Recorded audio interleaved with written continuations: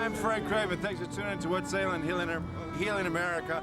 March 21st, 2009. How many years ago was the invasion of Iraq? 6 years, 2 days. 6 years ago, we illegally invaded Iraq. And I'm here honorably saying hello to you were a veteran? Yes, sir. Fallujah 2004. You were in Fallujah 2004? Oh, wow, what a drag. Well, thank God you're protesting, huh? And mostly with John Judge, right?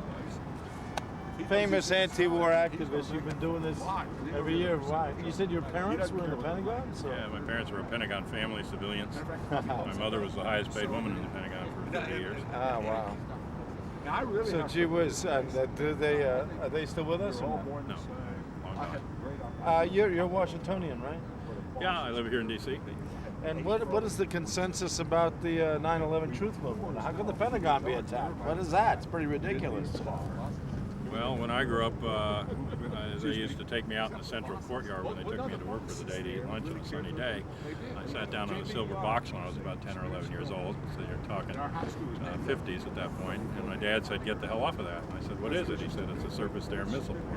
And do you think they took them all apart by 2000? In 1999, I organized one of these demonstrations to the Pentagon, and we went from the National Cemetery down there, and I had to meet with the head of security of the Pentagon, Colonel Robinson. I don't think he's there any longer. Black Colonel, he'd been there 30 years. He took me through the Joint Chiefs offices, and then he took me out to the parade ground where we were going to end up. And he said, "You can only come up to this retaining wall." And I said, "There's a Supreme Court decision in the 70s, we can come up to the steps." He said, "Not now, we're on Delta Alert." I said, "What's that?" He said, "It's our highest form of security alert. This is 1999, Alpha, Beta, Charlie, Delta," he said. I said, "Why are you on your highest form of security alert?" He said, "We get bomb threats every day from Muslims." And then we were standing outside. He turned and he pointed to the roof of the Pentagon and he said, "And we've got camera and radar up there in case they try to run a plane into the building." Now in 99, I thought the guy was looped, but now I know that in 96 they had Ramzi Yousef's computer, and they knew about playing Bojinka, and they knew the Pentagon was a target and the plane was a weapon. So they were ready, and it wasn't the camera and radar that were going to stop the plane. They must have had something else. So who turned that off on 2001? I mean, I'm not. They've been hijacking planes to Cuba since the early 70s. It's no secret, that they would use planes as weapons. No, that's why Condoleezza Rice, standing National Security Advisor, swore an oath. Oh, we had no idea they'd use weapons as No, that planes. was before she was under oath. Before she was under oath, she said no one could have imagined it. When they had her under oath, she said, "Well, they might have known, but I didn't." At which point you need to ask two questions. The first is, why are you the National Security Advisor? And the second, why are you still the National Security Advisor? Right, why are you still? And then the second question. Why are you promoted to prop diplomats that are behind bars or arrested? The second question you have to ask is, who are they? Who are they? Exactly. Who are they? You know, who are the they that know? But there were plenty of people that knew, and I asked Shelby when they released the joint intelligence report from the Senate and the House on the failures. I said that Condoleezza Rice said that you couldn't have imagined planes to be used as weapons. He started grinning. And I said, "Did you find in your report that planes have been used as weapons or that there were plans to do that by these groups?" He said, "We found numerous instances of that." And then I shot back and said, "Well, did you find in your report that the U.S. made preparations in relation to that?" He blanched, he stepped back from the podium, he mumbled something under his breath. I think he said, "I can't get into that." And he walked away from the podium and started talking to somebody in the back of the room. And Bob Graham jumped up, took the next question. At the end of his question, Shelby came back, he pointed at me and he said, "In an answer to your question on advice of counsel, my answer is no." I was so taken aback, I didn't say why not. But I mean, on advice of counsel, I must have hit some nerve. So no, they didn't prepare for it, even though they knew it was coming.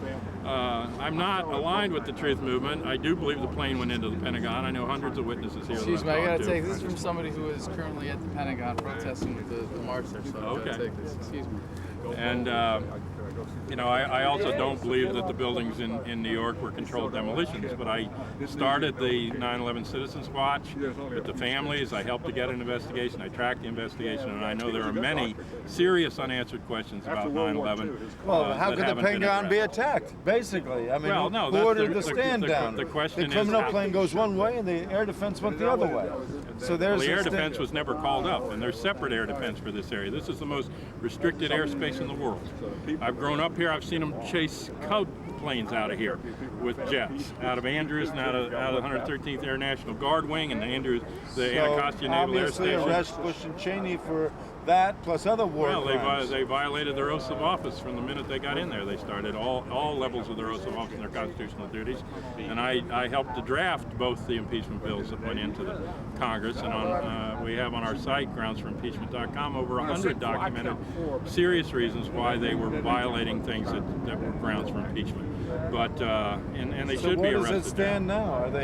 Is there going to be an indictment? Is there a possibility they could be arrested? I imagine that this system will not indict. Obama doesn't want it. He says we have to look to the future, forget the past. But of course, forgetting the past means that those things don't get corrected and they can be done in the future. One of the scandals that we put in was Bush with these signing statements where he tried to obviate the need to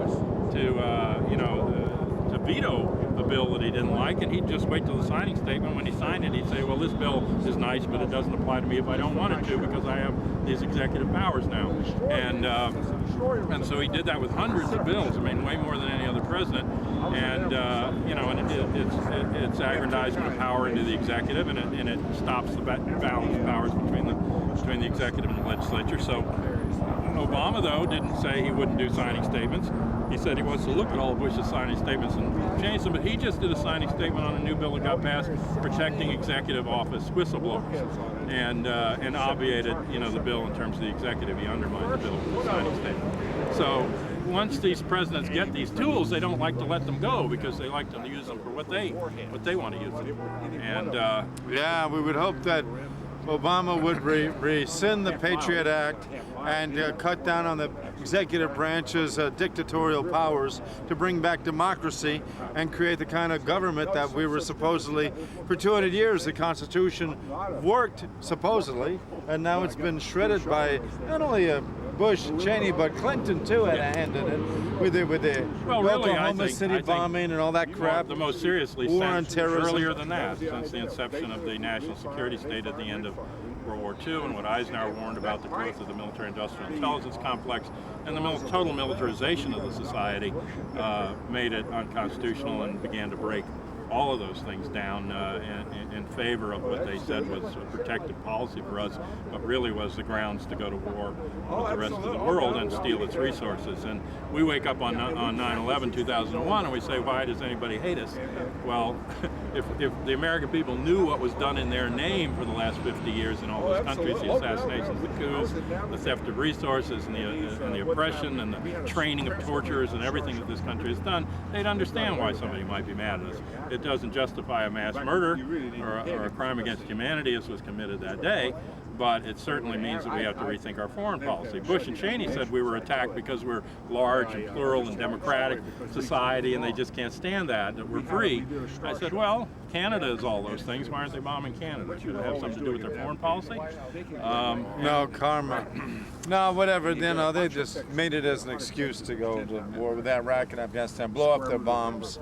I'm surprised you don't see it as obvious that they did it and it was an in-house demolition. And because it isn't, number one, it isn't a controlled demolition, if you know what a controlled demolition is. Whatever, it was high-tech weaponry. A bomb in a building is not a controlled demolition. A controlled demolition is not preset into a building. And those buildings, there was enough damage done by the planes and the fires to cause those buildings to collapse. No, I used to be a concrete inspector, I'm sorry. Concrete turns to lava with intense heat, a carbon-based fire. It's facts, physics.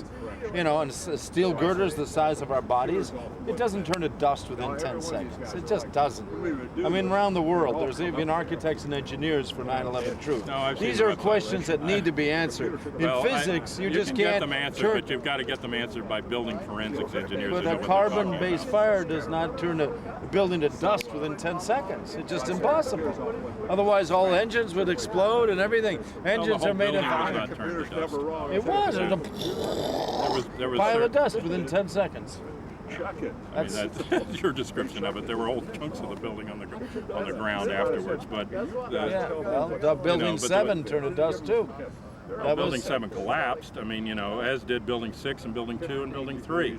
But if you want to have a 5-hour debate with me, you can go into this topic. No need for any debate. It's painfully obvious that this was some high-tech weaponry or some controlled demolition. If you keep focusing on the theories, you will never get the American public to address the question. We're talking facts. You call them facts, they're theories.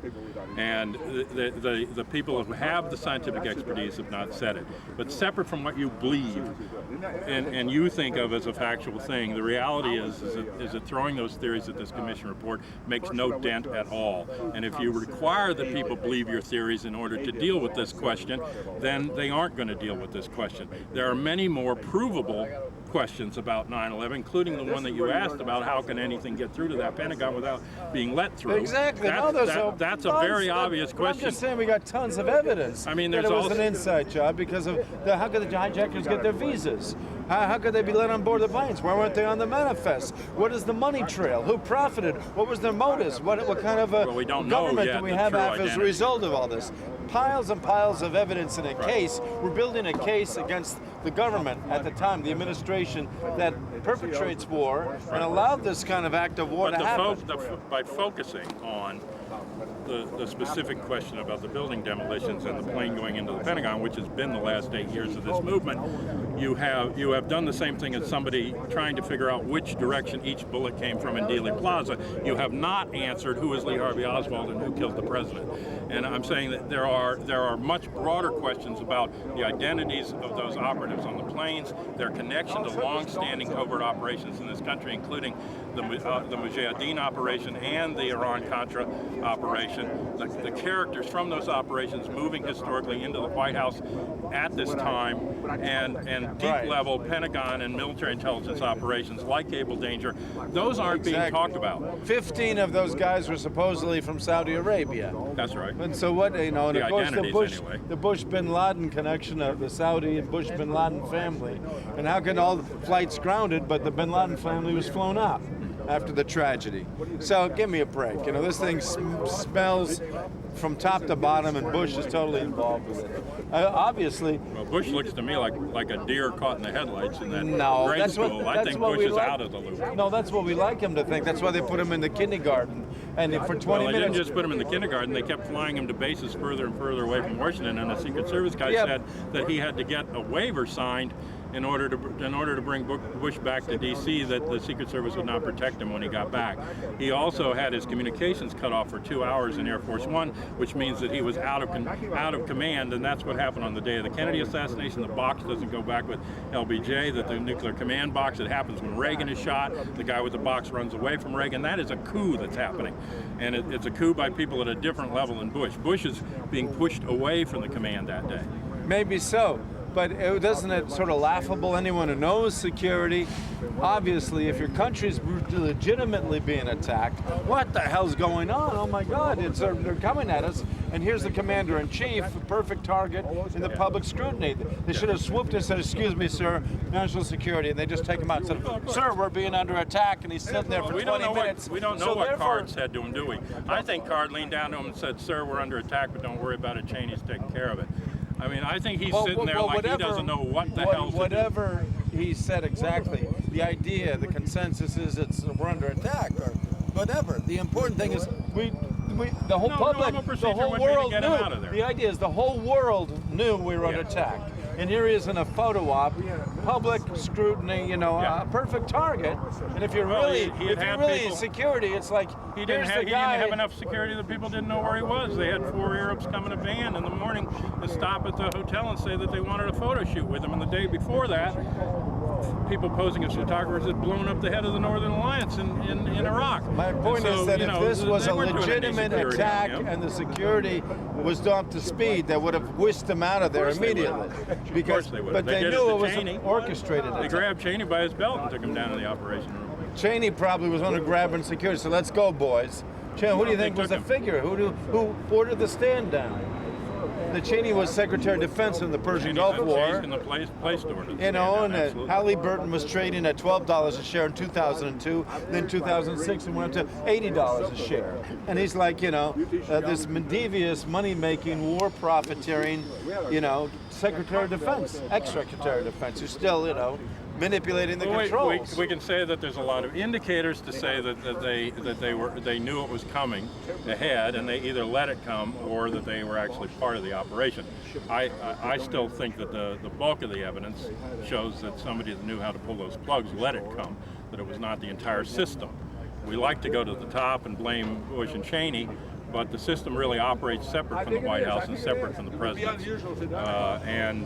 Well, there has to be an investigation, a proper investigation, a citizens' watch investigation. Yes. Well, that's what we called for. Was with the patriots for 9/11 Truth, military, veterans against the war, people who are intelligent, architects, engineers, who are going to ask hard-hitting questions and get to the bottom of it. Well, there has to be an investigation, but there has to be an investigation that's listened to by impartial people that aren't just members of the 9/11 Truth Commission that have already made their decision about what happened. And in order to get those people that have some kind of public credibility, you know, it's not enough to put up a commission of people that are already in the choir and have them sing the song. Nobody's going to listen to that song. So it's going to have to be like I said. Because I lost a friend that day, Victoria Celeste. Yeah. And we lost 343 firemen. I'm talking about the American public are making a dent or having a commission that goes somewhere. I mean, this is a murder investigation. Like the Kennedy assassination, yes. It was a murder that needs to be investigated. Yes. The crime scene is that has to be, you know, the situation has to be looked into. No question about it. I mean, but the first thing you're going to have to do is to deconstruct the 9/11 Commission report, which the American public sees as white bread. You know.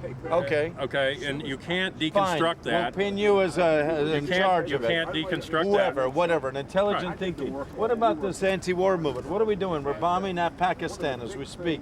We're bombing the insurgent troops in Afghanistan. We hope for change with Obama, and look what we got, a bunch more window dressing, pseudo change. Well, we're in a permanent war economy.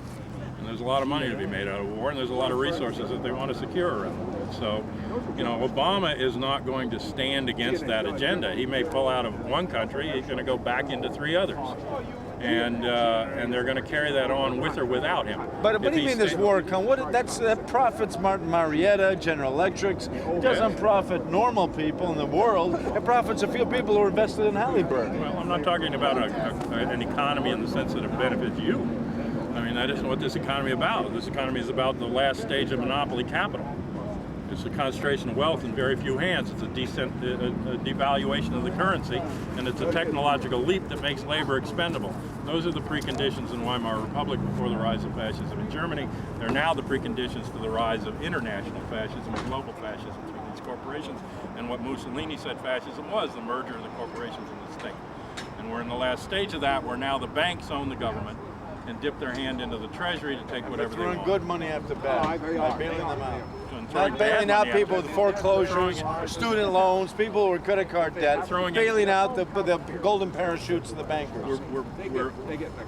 We're throwing bad money after bad and imaginary money after bad and money that they're printing based on nothing. I mean, if you want to survive this, there were communities that survived and prospered in the 30s in that depression. They stopped dealing with the banks. They issued local scrip. They still had the same resources and labor and technology available. They produced for local need first. You can change over to community dollars, community credit, and you can change over to green economy and do it in a sustainable way. But if you don't decentralize yourself off this system is just going to eat you up. Yeah. All right, terrific. Well, thank you again, John Judge, here in Washington, D.C., legendary peace activist. I'm Frank Craven. Thanks for tuning in. Anything else you want to say to the... Obama can't stand against this any more than John F. Kennedy when he tried to stand against it, and they'll kill Obama quicker. And the military-industrial intelligence complex that killed John Kennedy is no less entrenched now than it was all those many years ago. Right. Last year was the 45th anniversary of the Kennedy assassination, the 40th for Bobby Kennedy and Martin Luther King, who were killed for opposing these wars. And we hold conferences every year in Dallas about this. Our website is politicalassassinations.com. Politicalassassinations.com. You think Vince Foster was off too, right? Probably, not by the Clintons. And how about, of course, Paul Wellstone, the lone voice against the war? His helicopter went down suspiciously, God bless him. A great senator. Oh, the plane. You know, people who speak up like Major Owens, Barbara Baxter, Maxine Waters, Bella Abzug, human beings, Cynthia McKinney, people that stand up and speak out loud and say, listen, this shit doesn't fly. Those are our heroes. I did think it was interesting that when they raided Moussaoi's apartment, the training DVD had for flying a 757 had a handwritten name on the outside of it, and it was the name of a pilot that he had trained with at the training school in Minnesota, who was one of the co-pilots of Wellstone's plane. Oh, really? The other co-pilot had a felony charge that he had concealed in order to get his pilot's license, which means that he could have been compromised to put a package on board or do something. The plane, according to the witnesses, the engine stalled, and then a few minutes later they heard the engine sputter back on, and then they heard the crash. So something was capable of knocking the engine out. Oh, they have laser beams and radar technology. They can just point at a car and jam it. Yeah, but a car's 10 feet away.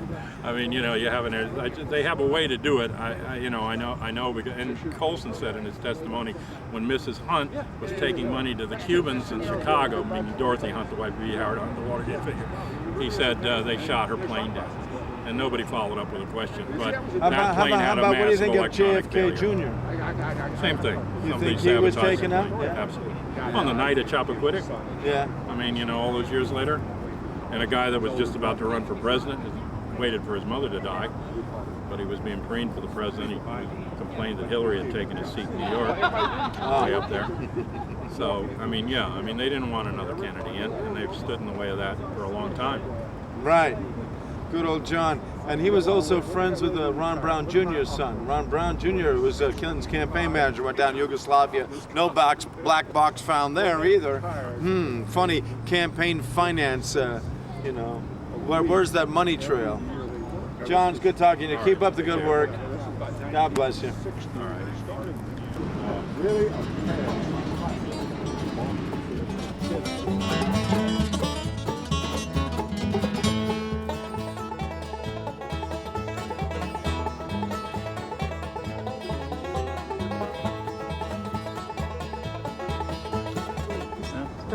Yeah, ready?